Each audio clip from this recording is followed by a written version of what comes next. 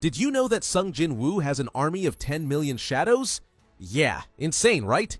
From absolute beasts like Beeroo and Igris to some who, well, don't get as much spotlight. So that's why we'll go over all Jinwoo's shadows in today's video. If you didn't know, Jinwoo's shadows are ranked by different grades, ranging from basic all the way up to Grand Marshal. And these grades, they represent their strength, kind of like how the ranks work for hunters. Alright, so first up, we've got the basic grade. This is the lowest rank in Jinwoo's shadow army, and the shadows here are the weakest of the bunch, comparable to E rank or D rank hunters. But yeah, Jinwoo's shadows are no joke, so he doesn't even have any shadows in this grade. So next up is the normal grade. Now here's where we actually start seeing some shadows. The shadows in this grade serve as the foot soldiers of Jinwoo's army and are about as strong as C rank hunters. And first up, we've got the Knights. These guys are Jinwoo's first ever shadows he arised after becoming the Shadow Monarch during the Job Change Quest dungeon. These Shadow Knights are close-range fighters decked out in heavy armor that's tough to cut through. They also wield all sorts of weapons, from swords to axes to spears, making them versatile on the battlefield. Now, as I mentioned, each of these knights are strong enough to match C-rank hunters, but over time, many of them leveled up and even became elite-grade shadows after going through tons of battles. The other normal grade shadows are the Ice Bears. These guys first showed up during the Red Gate incident where Jinwoo took down a few on his own, and then his knights handled the rest with ease. Despite looking all primal, these bears are actually pretty smart fighters. But yeah, their main strength is of course charging in with brute force. Now, let's continue to the elite grade shadows. These guys are the most common in Jinwoo's shadow army, and they're coming in at about the same strength as B-rank hunters. So yeah, they're not the top tier, but they can definitely get the job done. So first up, we've got the Mages. These guys were also from the Job Change Quest dungeon, just like the Knights, but unlike the Knights, the Mages were a rise to elite grade soldiers. The Mages are all about using their magic, casting elemental spells, cursing enemies, and even summoning spirits to fight alongside them. You'll typically find them hanging back, supporting Jinwoo and the other shadows from a distance, making sure the team stays strong and protected. Moving on from the Mages, we've got the Ants. The Ants were a race of human-sized mutant ants, and they caused some serious damage to Jeju Island, literally turning it into a wasteland, because, well, there were thousands of them. They were pretty intelligent and had decent strength, but yeah, they didn't stand a chance against Jinwoo.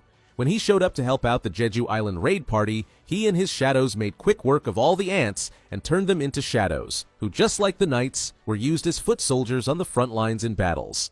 Another group of elite grade shadows were the High Orc Shadows. These red-skinned orcs first appeared during the Hunters Guild Gate when they attacked Ki-hoon and his group, and later showed up in Kargalgan's boss room. These orcs are strong enough to go toe-to-toe with A-rank hunters. Like, one of them literally destroyed Ki-hoon's shield with just pure brute strength. Not to mention Kargalgan's 4 generals, who were even stronger. But despite all that, these guys are still in the elite grade. But yeah, Jinwoo absolutely knows how tough they are. For example, when he had to go back to the Demon Castle, he trusted his High Orc shadows to stay behind with Gina and Jinho for protection. Now we've got the Shadow Nagas. These guys first appeared during the Ajin Guild's first A-rank gate raid, and the Nagas are basically humanoid serpents, towering about 2 to 3 times bigger than your average human. They've also got this shiny blue skin, sharp teeth, glowing red eyes, and light blue back fins that make them look absolutely intimidating. They're also armed with polearms like tridents and bidents, and they absolutely know how to handle them in battle. Unfortunately, we don't get to see the Nagas in action all that much after being arised as shadows, but they're definitely very strong. Alright, that was the elite grade shadows, so now let's talk about the Knight grade shadows. Or well, the Knight grade shadow, as there's actually only one shadow in this category. But first, the shadows in this grade are about as strong as A-rank hunters, and they also get the privilege of being named by Jinwoo himself. But yeah, the only Knight grade shadow is Tank. During the Red Gate incident, we saw Igris easily take down the Alpha Ice Bear, with Jinwoo extracting the beast's shadow, and later naming him Tank. And honestly, the name fits perfectly. Like, we saw Tank literally charge through a horde of demons like it was a game of bowling. He's all about that brute force, tearing enemies apart with his teeth and claws. But don't sleep on his intelligence. He's actually not just a big guy with muscle. For example, we saw him team up with Iron to take down one of Kargalgan's generals. And let's not forget, when Tank first joined Jinwoo as a shadow, he also served as a pretty solid mode of transportation.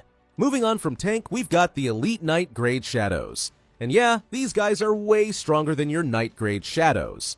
They're actually on par with basic S-rank hunters like Baek Yunho. So yeah, these shadows are no joke. They're seriously powerful and can hold their own against some of the strongest hunters out there. The first elite night grade shadow we need to talk about is, of course, Iron.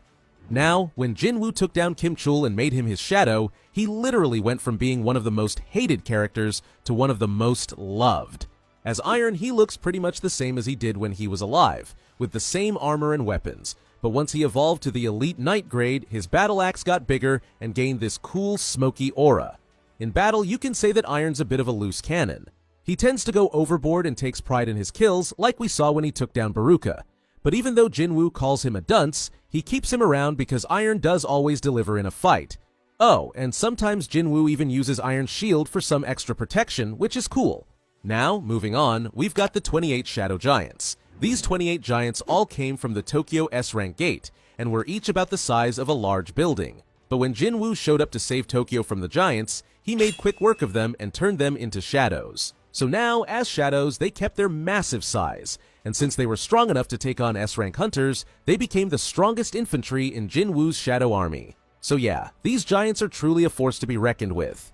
We've already talked about the night grade Nagas, but now let's talk about the boss Naga Jima. While we didn't really get to see Jima's strength when he was alive, since he was one-shotted by Jinwoo, his shadow form is insanely strong. In fact, he was so strong that he was able to take down a giant, which remember could take on an S-rank hunter, with just one strike. But going back to when Jinwoo extracted his shadow, he was pretty confused and even a bit sad that Jima ended up being so small. But it turns out Jima has the ability to grow dramatically bigger using mana. Now, we've got Kaizul. After reaching the 100th level of the Demon Castle and taking down Baran, Jinwoo extracted the shadow from Kaizulin's corpse and named it Kaizul, because, well, he just didn't remember the wyvern's original name. So now, instead of using tank for transportation, Jinwoo rides around on Kaizul whenever he needs to travel. However, unfortunately, Kaizul was only good for flying, so Jinwoo never really called on him in battle. The last Elite Knight grade shadow was Min Byung-gyu. But why do I say was? Well, Byung-gyu was actually only a shadow for a short time. And here's why. During the Jeju Island raid, the Ant King unfortunately killed him. However, after Jinwoo took down the Ant King, he revived Byung-gyu as a shadow soldier to help heal the injured hunters on the island. But once Byung-gyu had fulfilled his duty and saved the lives of the injured, Jinwoo honored Yunho's wish and allowed Byung-gyu to rest in peace by terminating the extraction, letting his soul move on peacefully. Alright, the shadows in the Elite Knight grade were definitely strong, but the general grade shadows? Yeah, they're on a whole different level. These guys are powerful enough to go head-to-head with advanced S-rank hunters like Goto Ryuji, and they even have the ability to speak. Pretty impressive, right? So, first up in the general grade shadows is Tusk. Tusk is the shadow of the powerful High Orc shaman Kargalgan, and he got his name because, well, he's got a tusk. As a shadow, Tusk is easily Jinwoo's most powerful magic user, known for his crazy strong area of effect spells and his intelligence. Tusk also plays a major role in Jinwoo's shadow army, especially in big battles, as he can blast fireballs, create shields, and, well, a lot more. He's just crazy strong. The next general grade shadow is Greed. After Jinwoo defeated Thomas Andre, the national level hunter, he took down Hwang Dong-su as revenge for torturing Jinho, extracted his shadow, and named it Greed.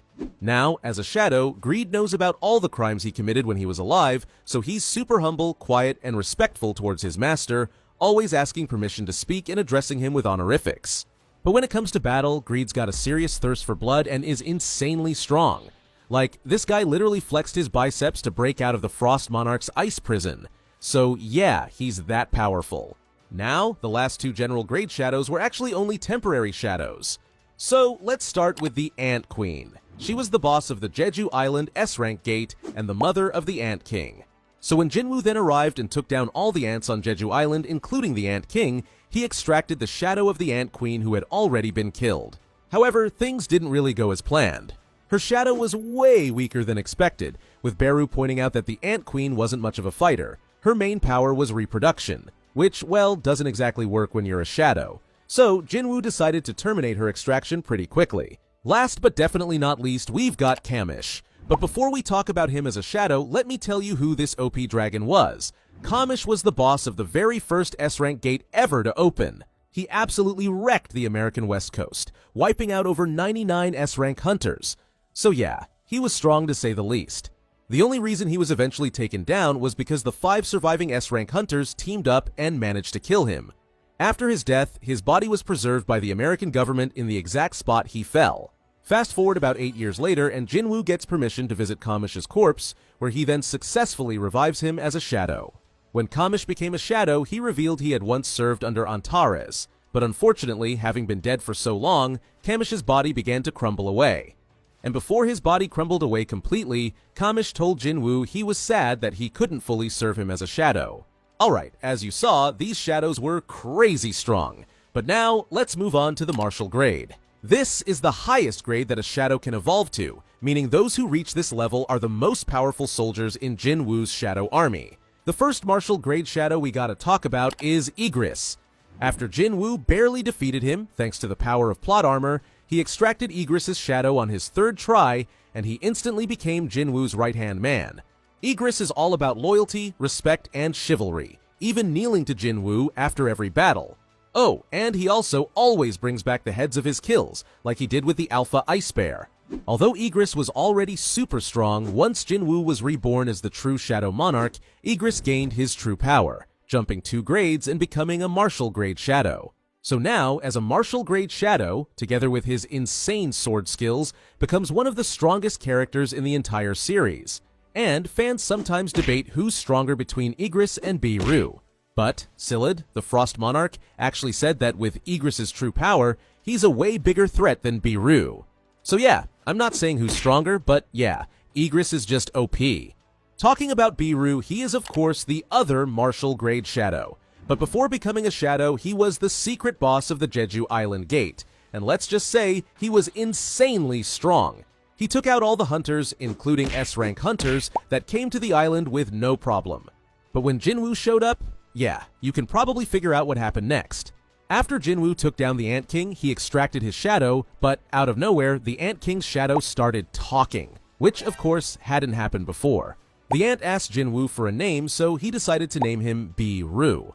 Now, as a shadow, Beeroo has incredible physical strength, like we've seen him crush Cha's sword with his bare hands, take down an Archlich in one shot, break out of the Frost Monarch's ice prison, and even slice off Kurash's fingers like it's nothing. But what really makes Beeroo stand out, yeah, it's his personality. Beeroo sees Jinwoo like a literal god, constantly praising his strength and skills, even stopping mid-fight just to appreciate Jinwoo's aura farming.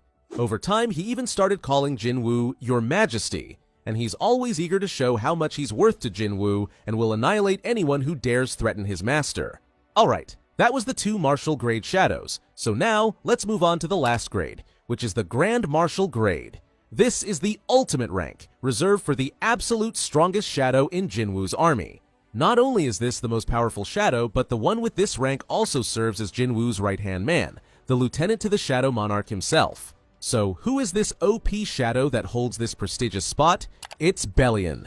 Before talking about how Bellion became Jinwoo's right-hand man, let's dive into some backstory. Bellion was born eons ago from the fruit of the mystical world tree. He quickly then became Ashbourne's right-hand man, and later, he also became the first shadow soldier ever created with Ashbourne's power. And even after Ashbourne's death, Bellion stayed loyal to him. But how did he end up as Jinwoo's shadow? Well, after Jinwoo wiped out the 3 monarchs, Bellion showed up in the human world with the rest of Ashbourne's original army through a massive gate in Seoul. When Bellion then met Jinwoo, he showed off his power by easily beating Beeroo in a sparring match and becoming the only Grand Martial grade shadow.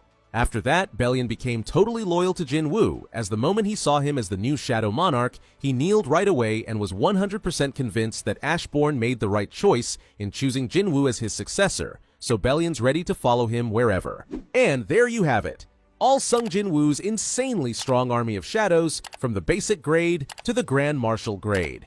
Who is your favorite shadow? Let me know in the comments below. Thanks for watching, and watch this video next.